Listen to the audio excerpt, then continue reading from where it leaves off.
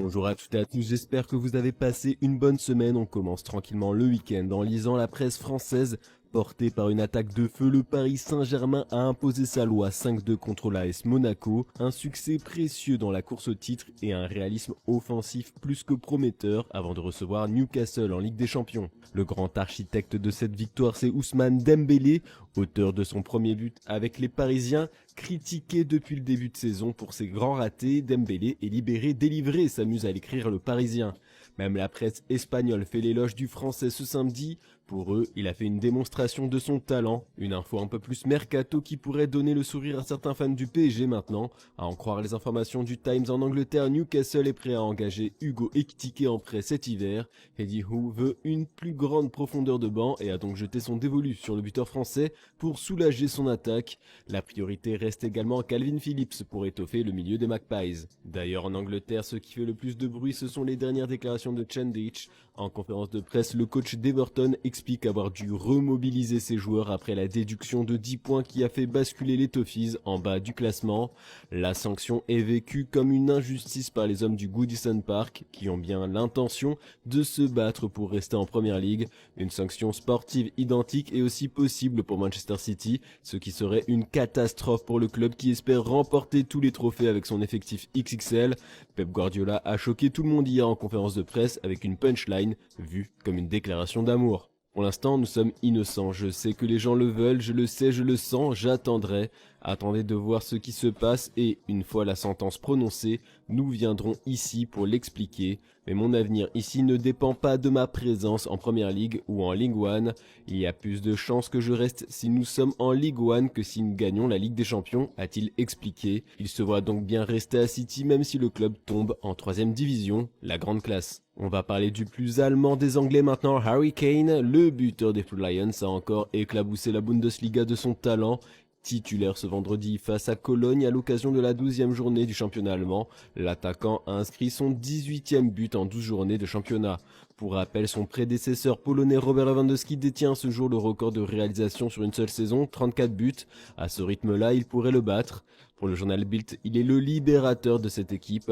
L'ancien de Tottenham permet au Bayern Munich de reprendre provisoirement la tête du championnat, en attendant la rencontre du Bayer Leverkusen face au Werder Bremen ce samedi. Et tiens, tant qu'on est en train de feuilleter le média Bild, on apprend ce matin que Timo Werner n'a aucune intention d'aller au Real Madrid malgré les rumeurs. Sa priorité est de se battre pour une place dans le 11 de départ de Leipzig. Un départ n'est pas envisageable. Et on va s'intéresser un peu plus au Real Madrid, car à en croire les informations du journaliste italien Fabrizio Romano, il va falloir surveiller attentivement le mois de janvier. En effet, Vinicius Junior devrait pouvoir rejouer avec le Real Madrid plus tôt que prévu. Son indisponibilité pour 2 mois et demi pourrait être écourtée. Vini essaiera de faire quelque chose de spécial. Il souhaite être disponible fin janvier, a rapporté le très médiatisé journaliste sur Kick Streaming. Et il y a des preuves, comme quoi les merengues font confiance aux Brésiliens, car d'après AS, le Real Madrid ne compte pas recruter un attaquant cet hiver pour pallier son absence. Et vous aussi faites confiance à Vinicius Junior avec notre partenaire Royalties. Avec Royalties, il est possible d'investir sur la carrière du prodige brésilien de 23 ans à partir du 15 décembre. Royalties a conclu un accord avec la star de la Seleção pour les 10 prochaines années. C'est très simple, il te suffit d'acheter des Roys de Vinicius Junior, soit l'équivalent, d'une part, d'une action de ce dernier, et la valeur de ce Roy va augmenter au fil du temps si l'attaquant du Real Madrid performe sur le terrain, s'il remporte un trophée majeur ou le Ballon d'Or. Ce qui te permettra de faire une belle plus-value lorsque tu vendras ce Roy. Avoir un Roy de Vinicius Junior, ça te permet d'avoir des dividendes, c'est-à-dire un rendement des revenus du joueur tous les mois sous la forme d'intérêts passifs. Et ça ne concerne pas que le foot car tu peux investir sur les talents de demain, que ce soit dans d'autres sports, le divertissement ou encore la musique. En plus, en ce moment, si vous vous inscrivez et que vous achetez au moins un Roy de n'importe quel talent, vous allez pouvoir participer à un tirage au sort pour gagner un maillot du Real signé Vinicius Junior. Et dans son édition du jour, Marca nous partage une interview exclusive d'Antoine Griezmann dans le viseur de Manchester United alors qu'il est sous contrat à l'Atlético de Madrid. Le Français n'a pas évité la question. Très heureux là où il est et sous contrat jusqu'en juin 2026. Griezmann se voit encore longtemps à l'Atlético de Madrid.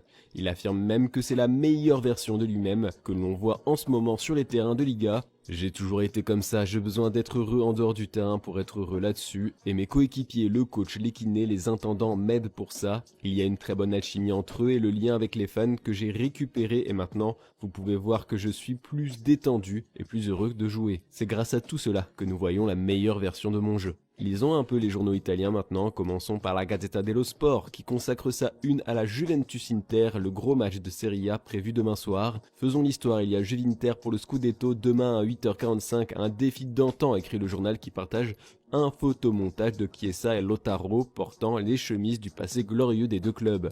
On continue avec Il Corriere dello Sport qui met en avant sur sa première page le retour de Walter Mazzarri sur le banc napolitain. Recommençons, 10 ans plus tard, Mazzarri est de retour sur le banc de Naples avec Varra, Raspa et Politano. C'est l'équipe la plus forte qu'il a jamais entraînée, selon ses mots.